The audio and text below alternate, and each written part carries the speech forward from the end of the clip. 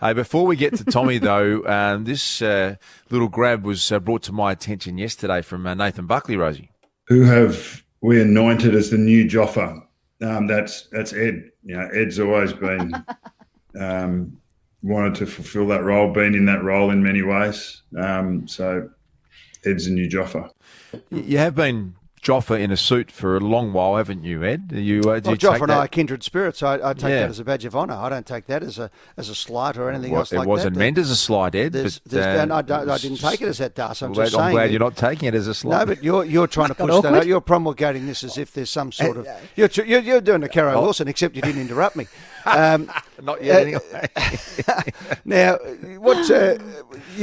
that's exactly it. If I have to be the lone soldier in the stand, sitting behind the goals, and at the appropriate time I don Joffa's gold jacket, although I am thinking maybe I've got to get him back from Fiji, because I think that could be it.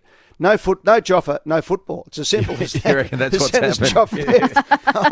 That was it. Would you consider putting the gold jacket on in the president's lunch? Well, Jeff Kennett was Joffa in a jacket, wasn't he? True. He tried to do that. No, well, I mean, we have our roles in life, Dar. So I was lucky enough that, that I did wear the jacket originally, don't you?